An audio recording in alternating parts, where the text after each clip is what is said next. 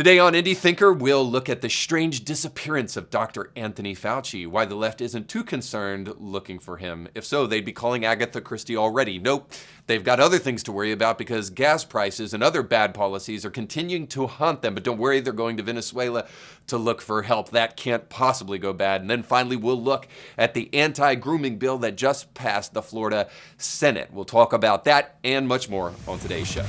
You're about to make the jump from the echo chamber into free and independent thought on the subjects of culture, causes, politics, and faith. Hey guys, thanks so much for watching this show today. Hopefully the things that we cover on this show do a couple things for you. Not only keep you informed, but then also help you understand our need, and this is kind of what we'll talk about in the show today, our need to go beyond man-made institutions and to put our hope in things that are much bigger than that. So hopefully through the stories that we'll talk about today, we'll continue to kind of outline that reality that we seem to be dealing with more and more and more. But as I said today at the front of the show, we're going to be talking about Dr. Fauci and his strange disappearance. So I was thinking about some adjectives for him this morning in the car driving my kids to school. And so I was thinking about the indomitable Dr. Fauci, the inimitable Dr. Fauci. I was saying these things out loud, and one of my kids said the Indominus Dr. Fauci, because of course that's from Jurassic Park. But I was thinking about Indominus, and Indominus means master, and in means no. So like no master. So of course you can't call Fauci Indominus because there definitely seems to be a master to that guy, somebody pulling the strings. But nonetheless, we'll talk about who might be behind the strange disappearance of Dr. Fauci here in a moment. But before we do that, we need to make sure we recognize our sponsor. Element Funding is a longtime sponsor of the show, and I'm glad they are because it's a really, really important time for you to solidify your financial future. In the midst of 4-decade high inflation, in the midst of raising interest rates and all of the like, it's so important that you right now go get pre-qualified absolutely for free for a brand new home. If you're looking for a home, if you're looking to build a home, if you're looking to refinance your home, this is a great time to do it before interest rates go even higher. And the Fed has already promised that is going to happen by summer's time. So make sure to jump on the Element Funding train and go to kevinblairteam.com right now so that you can see if you pre-qualify for a home, or at least just check out what their interest rate is. They love to tell you what their interest rate is. So go check them out today and let them know that Indie Thinker sent you. So PolitiFact wants you to disbelieve your lying eyes because they say it's patently false that Fauci has been totally missing from the scene. But of course, all you have to do is look around just a little bit and you'll wonder, where did all of the talk about COVID and variants go? Strange how we said goodbye without even knowing COVID or Fauci were gone. It's almost like the media just trotted out Fauci while he was useful, calling him an actual doctor, and then when he was no longer useful, pushed him away. Since he's a bureaucrat, that's easy to believe, and to be fair, it's also easy to understand in the midst of potential conflict with Russia that the news has only begun to focus on other things. But really, is there more to it than that? Are they focusing on other things for other reasons? Is Fauci being swept under the rug because of the failing policies of the Democrats? So to believe that there's nothing more to it than that would be to suspend all sense of reality and to create a world in which the media is not in bed with the left and actually cares about honesty. So since we know that world does not exist, we know that there's a much more plausible explanation for why Fauci is strangely missing from the scene. It's not just about Russia. Russia and the Ukrainian conflict just serves as a great opportunity to pull out of the tailspin of bad COVID policy that is not only not working, but is also incredibly unpopular. According to Pew Research, just 21% of the public is satisfied. 21%, guys, with the way things are going in the United States. Now, that's not just COVID, that's everything that Biden's doing. So the public's view of the negative economy remain quite negative. Just 28% of people say the economic conditions presently are good. And Biden's overall approval rating has been sitting around 39%. And of course, a lot of that has to do with failed COVID policy. And certainly COVID policy that restricted and harmed businesses. When we could have opened back up, we weren't. But thankfully, Russia invaded right around the halfway point of Biden's presidency. Now, if I was a conspiracy theorist, I would go on. But there's no need to postulate. Right in front of us, we see the pivot has begun. No more talking about defund the police. No more talk about mask mandates and vaccine mandates. All we have to do is to declare victory that doesn't exist for Biden and slowly remove Fauci from the scene so that we can pretend that the oppressive nature of the left and their intolerant policies didn't show themselves all throughout COVID. So now we can go home with the highest gas prices of our lifetime and rest easy that COVID was defeated by an 80-year-old geriatric patient. So if you believe that, I've got some great real estate to sell you. And in fact, I've got a pyramid scheme, not a pyramid scheme. It's not a pyramid scheme. I've got a great multi-level marketing thing that you can be a part of. Just call me. So I guess that means we're done with Fauci for now. Our hearts are broken at this news. And so here at Indie Thinker, we put together a small video, a montage, if you will, to say goodbye to our beloved Dr. Fauci. People should not be walking around with masks. Let me just state for the record that masks are not theater. Wearing a mask might make people feel a little bit better, and masks are protective, but it's not providing the perfect protection that people think that it is. All jokes aside, there's some real positive takeaways from Fauci's convenient disappearance. The first and most important lesson is this. There's a political party in America that merely uses people as tools and sees people as nothing more than a means to an end. So this political party, the progressive leftists, use Fauci as a tool, and they use him as a tool against you, because that's all people are in their eyes, which just simply means this: the left doesn't really care about you. All their talk about caring for minorities and caring for the poor is just simply a lie. Wait, just a second, guys. I'm getting something in my ear here. We're getting this just in. Not only is Fauci missing, but Black Lives Matter. BLM is missing right now. This is a breaking report. Gosh, could things get anything worse today? First Fauci, now BLM. I mean, seriously. You know, come to mention it, it is a little strange that we haven't heard from BLM in a long time. It's almost as if the media was propping up BLM during an election year to try to influence our elections. That couldn't be. They're so honest. They used BLM because to them, people are tools.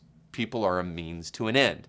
And this is a playbook from the left. The left talks about welfare of people and then shoves them into demoralizing and dehumanizing welfare. They say that they care about socialized medicine because of the least of these, but all they really care about is big pharma dollars. Or at least they really only care about controlling yet another segment of society because their lust for power and endless love of themselves has convinced them. Now, I'm being generous here. They actually think, because they love themselves so much, that they are the solution rather than the problem, when really what we desperately need is the truth. By the way, same things happen in progressive Christian churches. They believe themselves to be accepting and tolerant of every view and everyone in their lifestyle, but not like those evangelicals. They make it their personal goal to defend people from those god-awful evangelical Christians who shove their views down people's throats. But just let a person who has chosen to remain celibate because of same-sex attraction come to them and tell them that, and you'll see these closeted judgmentalists emerge just in time to declare that those people who are repressing those desires are oppressed, and a prime example is someone who needs to be saved from the dangers of evangelicalism. Call the ex-evangelicals. The point is that the left acts like they care in order to manipulate you. But they have an agenda just like everyone else has an agenda. I have an agenda, you have an agenda. The question is this: is the agenda based upon logical evidence and facts? And the claim that we care more about you than them and we're the sympathetic ones seems only to obscure reality. Now, I'll be kind and say maybe they're just so blinded by ideology that they can't any longer see that they've been blinded. In any case, what kind of fool do we have to be to believe that a person other than your family or your church or your friends are the ones who actually care about you? No stranger cares about me. We are so desperate to matter because we've left the only thing that can truly bring us significance that we've resorted to thinking that Biden and his cronies cares about us, or that those on the progressive left care about us. Biden can't even remember his own name half of the time. He probably right now thinks it's bibbidi-bobbidi-boo. So why would you be convinced he cares about you? Go get a dog, join a church, for crying out loud, but please stop thinking that the compassion talk is actually compassionate. The people we pay with our tax dollars to lie to us don't really care. We don't need them to love us. We don't need anything but facts from them so that they can then step away, and then we can go make our own decisions based upon those facts with the people that we love and truly care about us. But this is what we'll see in our headlines today, and this is why I jump into headlines every single week, is that we will see this progressive lie of compassion and care overturned by all of the actions that we see going on in our present administration and very often by the left. So let's jump into those headlines now.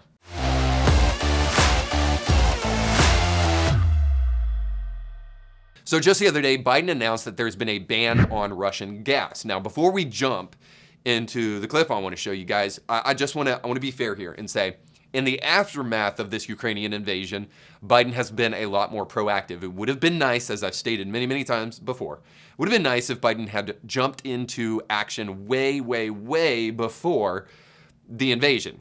But in the aftermath of the invasion, he has actually started to roll out sanctions that will hurt Putin. And unfortunately, there's also sanctions being rolled out that hurt the Russian people as though they're the ones responsible for what Putin is doing.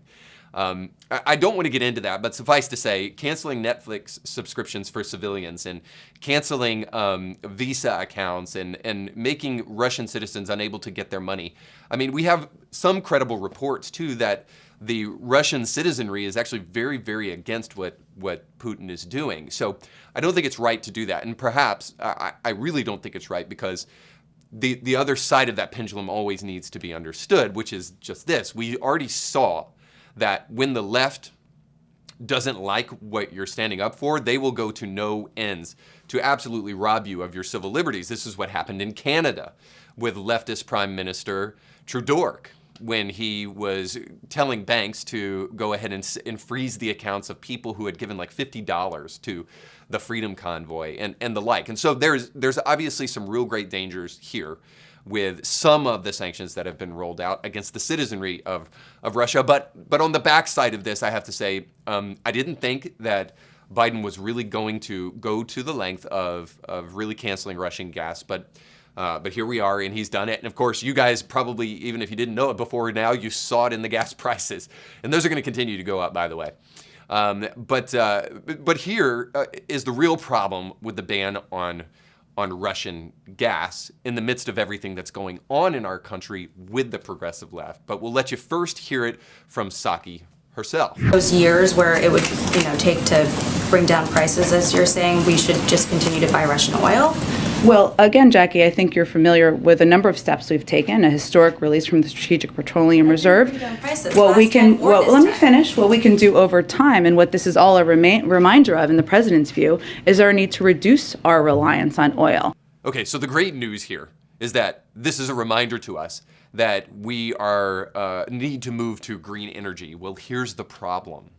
First of all, we are not dependent upon green energy. We're dependent upon oil and gas. It might be a nice, lofty decision to kind of move toward green energies, but the bird-killing windmills and the solar energy that, by the way, doesn't work at night, all of those things are still in progress here in the United States. So to pretend that we're some green policy, utopia right now at this point in time is complete denial.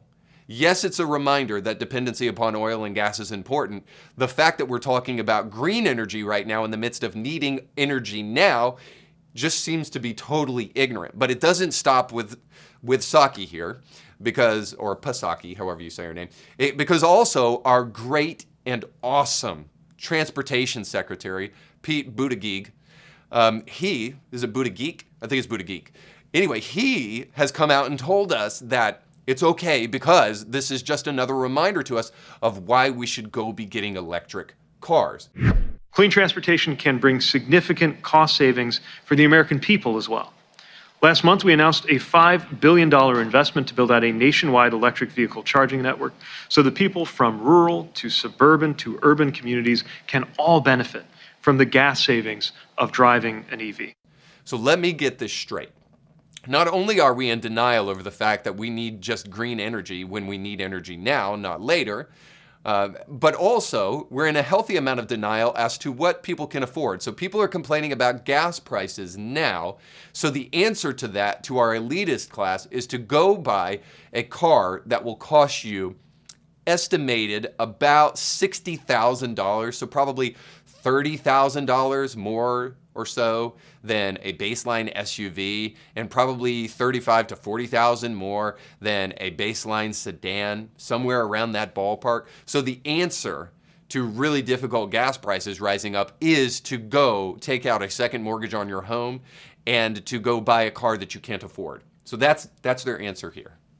Now we know what the real answer is.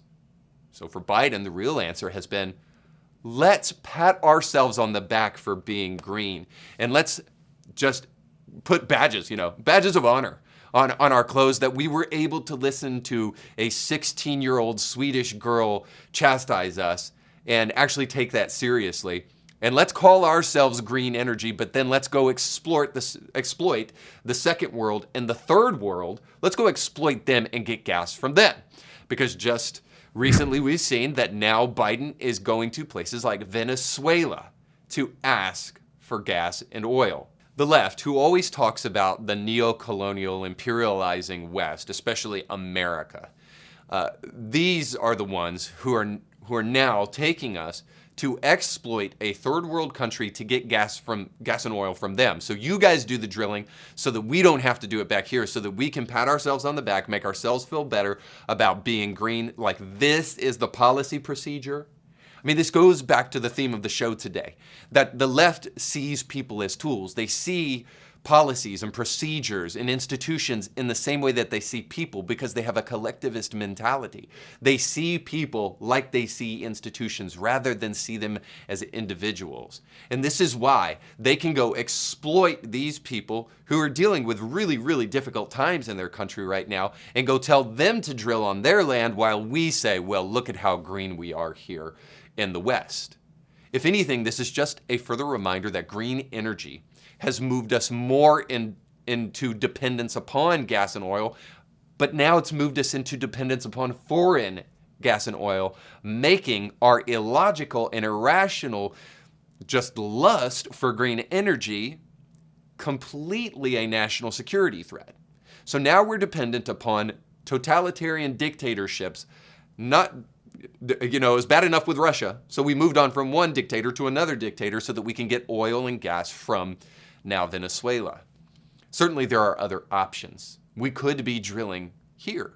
Now, I'm going to be the first to admit that I understand that some of those options won't help in the short term, because we've already shot ourselves in the foot so much with this stuff that there's little options that we have now. But all of that, we have to logically concur, comes back to the policies and the procedures of the progressive left that have been so mindful of the appearance of goodness that they've neglected common sense.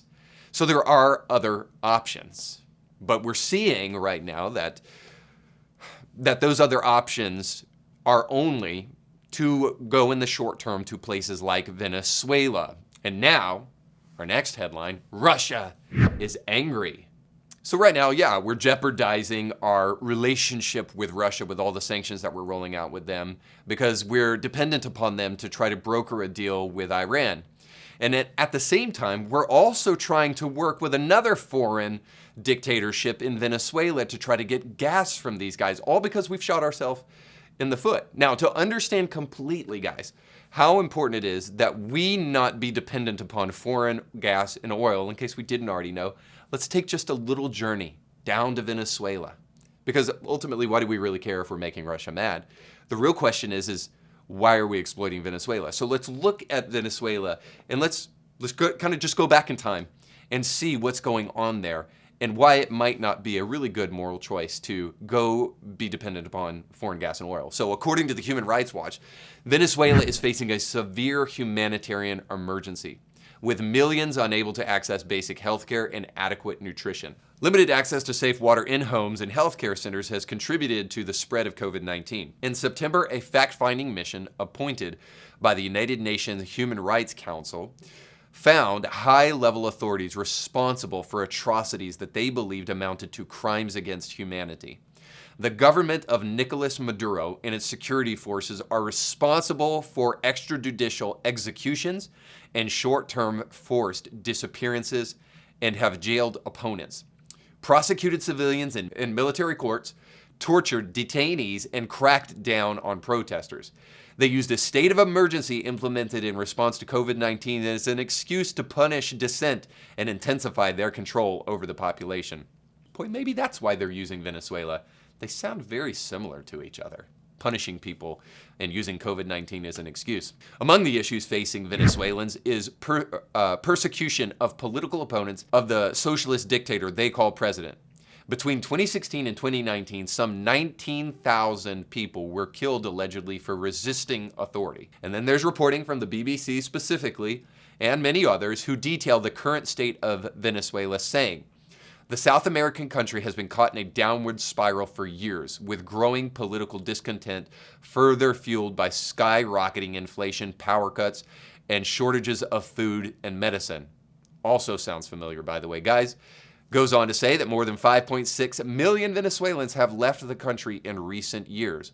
So what exactly is behind the crisis rocking Venezuela? So here's just a couple of small facts that I think you should know about as we look at our government doing deals with foreign despots and totalitarian dictators. So Venezuela is in economic record free fall, as we have said, since Maduro's regime. And many blame him for that, and that's why he was voted out of office in 2018. But in this contested election in 2018, the country was split between Maduro and his military and the rest of the country. And because he had the military and their power, he maintained his office.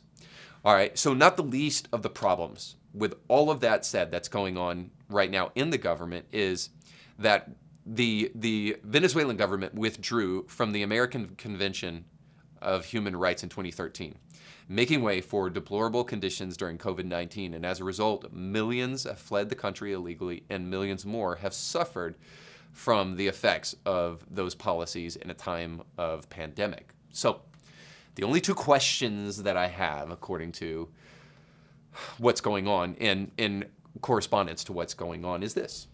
Is why do we care if Russia's angry? And why are we willing to continue to work with tyrants? If we haven't learned our lesson yet, I don't know what will teach us. But perhaps the lessons of the past are inconvenient, and that's really why we don't care about them. On the show that I did last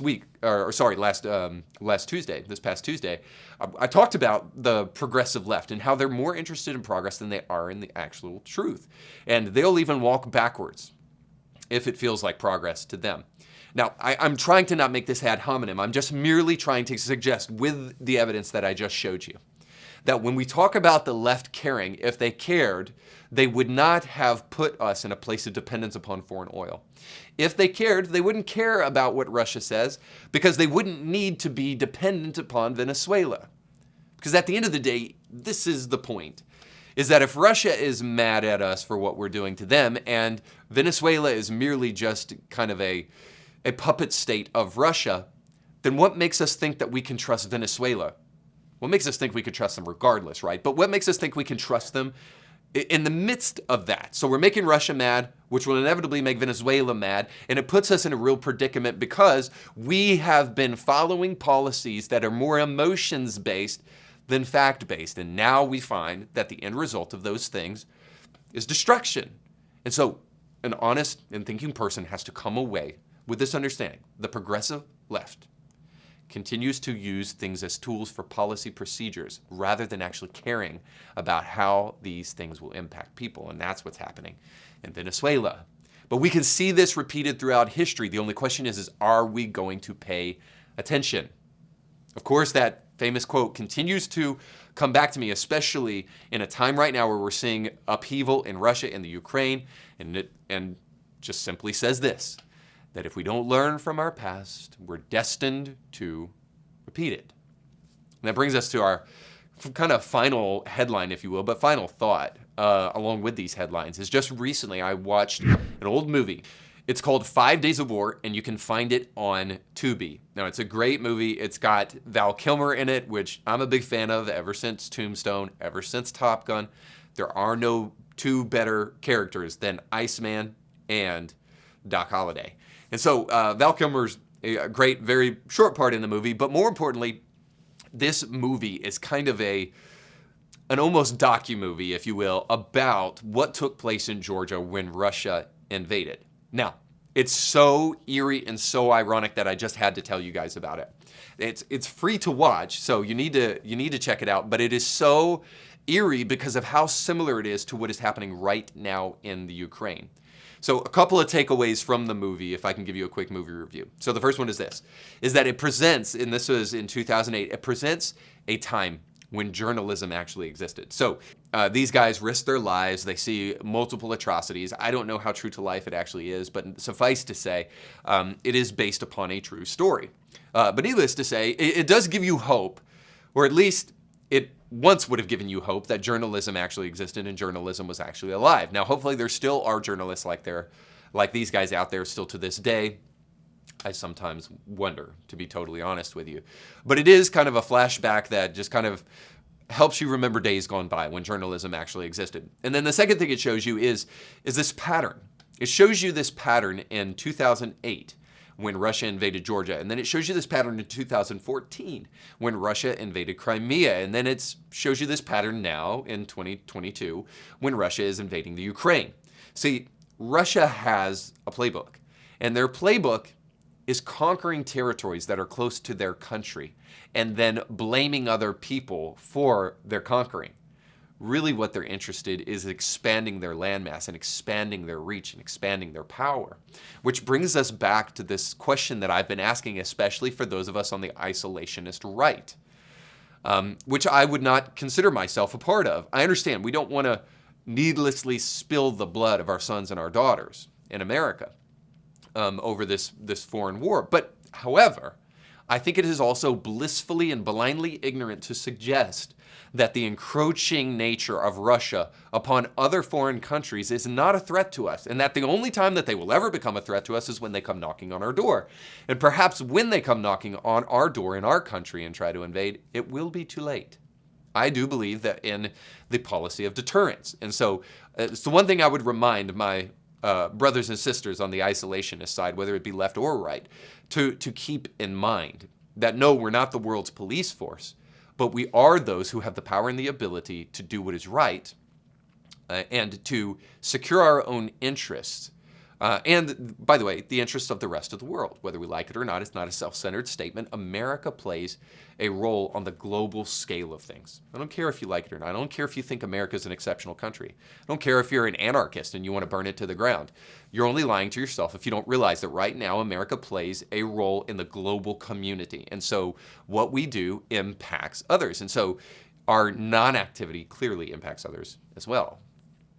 But it also helps you, this is probably the third thing with the movie, it also helps you sort through some of the propaganda you're hearing right now. First and foremost, you see in the movie that the media isn't willing to cover what's going on in Georgia in any meaningful way. In fact, this happened in 2008, and for those of you who were around back then and were able to kind of be aware, of what was going on, if you will remember, it was a blip on the radar screen, but you didn't know that, very similar things to what is happening in the Ukraine was happening back then.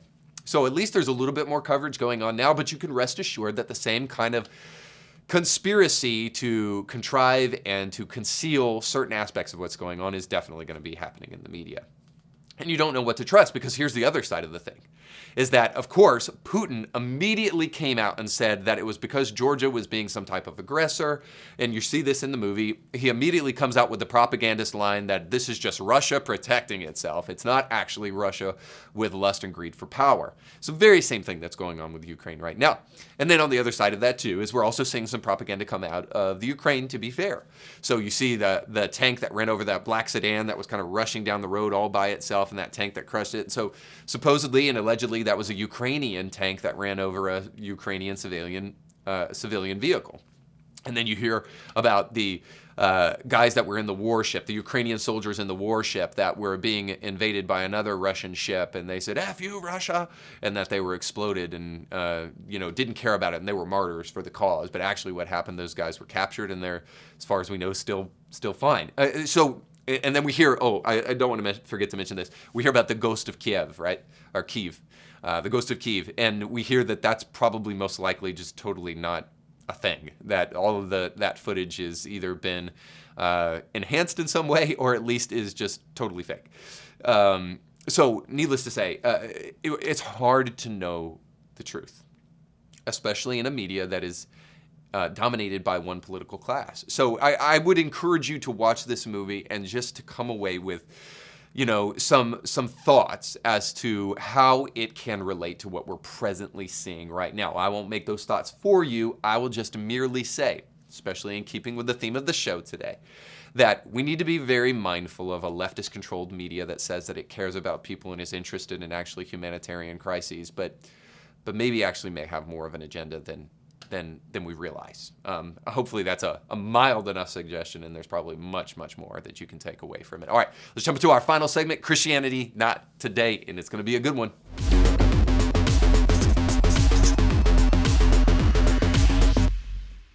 So the Florida Senate, hallelujah, just passed the Don't Sexually Groom My Children bill. Now, of course, this is being called the Don't Say Gay bill by those on the left, right? This is, just look it up. Look at Florida Senate passes bill, and almost every article, every headline is going to call it the Don't Say Gay bill. And you heard this most recently on SNL, who is just the bastion of all things clapter these days. By the way, if you don't remember clapter, that's where you try to elicit claps rather than laughs from people unless you have a laugh track. You try to get claps from people because they're saying things that people agree with, and they're just agreeing with people rather than actually saying funny things. So the headquarters of clapter these days for political propaganda, unfortunately, has become SNL. And I say this with full respect because I grew up on SNL. I love SNL. I learned to, idolize is the wrong word, but to just absolutely love Bill Murray, Eddie Murphy, Adam Sandler, even Will Ferrell to a lesser degree, but Dan Aykroyd, all of these guys and so many more. There's too many more to name. I learned to appreciate these amazing talents that have absolutely shaped our world, comedically especially, from SNL. So it's really painful that SNL doesn't even care anymore about their propagandistic tendencies. So here's an SNL clip of Colin Jost, Scarlett Johansson's emasculated husband, and Kate McKinnon talking about the supposed Don't Say Gay bill. Florida's controversial Don't Say Gay bill passed its final state Senate committee. Here to comment is Kate McKinnon.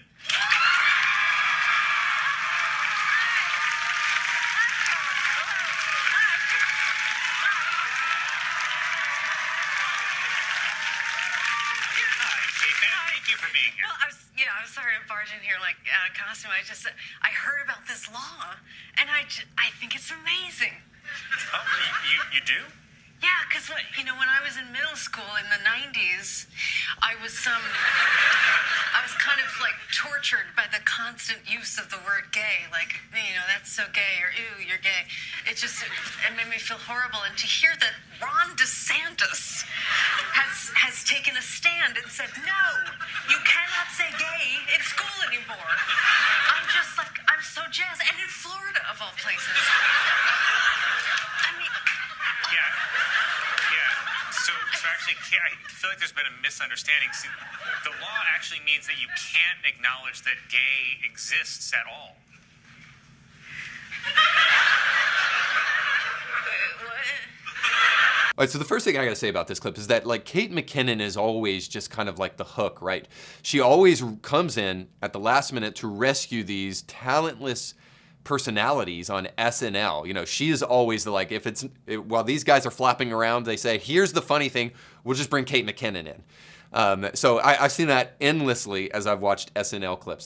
They understand how unfunny they are and they need her to just come in and kind of be cutesy or something like that to try to get somebody to laugh at their incredibly talentless selection of people on SNL. Not the least of which, by the way, is that guy, gosh, what's his name? He's never said anything funny in his life. Kanye's best friend. So what is it? Pete Davidson. Pete Davidson. I always want to call him David Peterson or something like that. But anyway, Pete Davidson. So Kate comes in to try to save the day. And of course, in the process, lies. Now, here's the real gut-wrenching thing about SNL. Like I mentioned before, SNL has a special place in our society just because it's had such a prominent role throughout the years. I think it's the longest ongoing television series ever, maybe at least in the United States, I don't know, but certainly, so it's been around for ages and generations. I grew up on it. You grew up on it. We all grew up on it. So it's so sad to see them just patently lying to people and not caring. Again, this is the progressive left thing, is that they don't care about whether or not they might really be deceiving people in this moment, because this Don't Say Gay bill is completely mislabeled. So I want to dig into the facts of it so that you will know for yourself. If you'll read the wording of the bill for yourself, which I'll link down below as I always do with all of my sources, you'll see the word gay never comes up in the bill at all. So for it to be a Don't Say Gay bill, that's incredibly strange to say the least. And then the other thing that you should know is that it is not restricting discussing alternative sexual lifestyles like homosexuality and transgenderism. It is merely saying that kids, kindergarten through 3rd grade, cannot be taught this stuff by a teacher. And then moving forward, conversations must be had on an age-appropriate basis. Now, I don't know about you, but unless you're a demon in the 7th level of hell, I don't know how you can actually disagree with any of that. This is why I call this the anti-grooming bill. What person actually believes that you should be having conversations of a sexual nature to kindergartners through 3rd grade, and then beyond that, that you should not be having age-appropriate conversations with these kids? That's all this bill does. So for SNL to come out and joke about it the way that it does is absolutely misleading, to say the least, and a poor attempt at comedy. So indeed, this is an anti-grooming bill. It's not a Don't Say Gay bill. It's actively trying to protect young children from activists. And the only people who would disagree with this are people who are truly demonically inspired. Because who wants to start teaching kids at a very young age about these kind of aberrant and rare, albeit increasingly growing, but rare still for American society, sexual lifestyles? Who is interested at making sure kids at a very young age know these things and learn these things and grow to accept these things and make them even potentially their own identity in kindergarten? You know, subverting the discussion that parents are having with kids behind the scenes, right? Who is interested in doing this except for people who are radical ideologues that want to groom children? So this is why I call it the anti-grooming bill. But this is also why this is a call to action in our Christianity Not Today segment. Usually I make fun of things that are going on in the Christian world that don't represent Christianity at all. And so there's a little bit of that here, but really this is a clarion call to those of you who are Christians in Florida to stand up. I want to show you a clip really quick of what happened on the day that this bill was signed into law by the Senate and then now is about to go to the governor's desk. This is what happened when protesters showed up to protest this anti-grooming bill.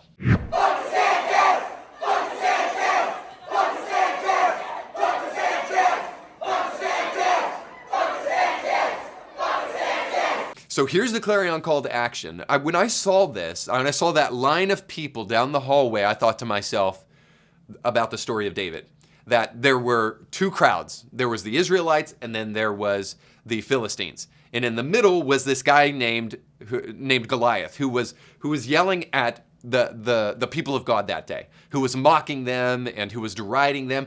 And then it took one man on the other side of that aisle to come in the middle and meet Goliath, a guy named David, King David. Even if you're not a Christian, you're probably familiar with this story. Takes a stone, gets that guy in the head, and then Goliath falls down dead right there on the spot. So I thought about that story because I thought to myself, all it would take is just one Christian, guys, to show up as a counter-protester, walk right down the center of that aisle, walk in the middle of that mob of mindless, chanting, demonic, screaming horde to say, I want one person, one of you, to come stand flat-footed right in front of me and to tell me why you think a kindergartner should be taught about any sexual orientation or identity, much less the twisted nature of transgenderism or homosexuality. Please come tell me why a kindergartner should be learning any of that stuff rather than playing with Play-Doh, learning how to eat glue, play with blocks, or learning, how to read, maybe learning how to wipe their own bottom. These are the things that kindergartners should be working on, not transgenderism and homosexuality and my two moms. That has no place in a kindergartner's life. So I was just waiting for one bold, valiant Floridian Christian to go stand there in the midst of that crowd. And I know it would be scary, but all it would take is just one to say, not being even rude, give me one good cogent argument if you can, and any one of you, give me one good cogent argument for why this should be taking place. And if you can't, then all of you need to go home now. Now, of course, there would be some emotional arguments, but nothing that actually could justify what's going on. But perhaps that didn't happen because we're so used to losing on the right that we just consider the signing of this bill a victory. And we don't expect that there will be any retribution. But folks, there will. Parents, there will. The identity politics left knows now that they won't face opposition because there wasn't one. We didn't have anybody pushing back against these protesters. So now they feel like they will be unrestricted in their pushback, and there will be pushback from this bill. And who knows how crazy it will go on the other side. But there needs to be some parents in the midst of that who will say, you're going to have to go through me if you want to get to my kids. So if you're feeling froggy, son, jump. And the next time when they plot their retribution, they'll be a little slower to do it because they'll be afraid that there will be other people standing in their way rather than a bunch of squishes who will not stand up for the truth. But this is why, especially Christians in this hour, need to desperately stand against a progressive leftist movement that wants to continue to create progress and doesn't care about the destruction it leaves in its wake. Calling all things progress, even if we're infinitely moving backwards and burning the house down while we're inside of it. If Christians don't stand, I don't know who will. But my gut tells me that we might be on the verge of something really different. We might be on the verge of something really great if we cannot just count our eggs before they're hatched, as they say in the South, or if we cannot just celebrate before we get to victory, like Leon Lett in that Super Bowl. Check that out on YouTube. We need not celebrate before we get into the end zone, and we need to keep on pressing because now is the time for us to grow a backbone and to stand for the truth. Otherwise, we're going to continue to see people used as tools in an agenda that ultimately robs people of their dignity, robs people of their moral fortitude, and robs people of their true identity, their true self, which isn't lurking somewhere in a radical Marxist ideology, which isn't lurking somewhere in a radical gender ideology, which is lurking somewhere deep in the heart of the person who created you. Jesus. But we'll have to tackle that next time. Thank you so much for watching today. Thanks for liking, sharing, and subscribing. We'll catch you next time. Did I mention it was Jesus? I just wanted to be clear because I coughed in the midst of that, so I didn't know if you heard it. But Jesus is the person that can help you truly know who you are. But anyway, that's all I wanted to say. Go on about your day. Go on. You can catch brand new episodes of Indie Thinker with Reed Huberman every Monday and weekly bonus episodes to keep you thinking throughout the week. But you have to subscribe and click the bell to be notified when new episodes drop. If you enjoy this content, make sure to like this video and share it with friends.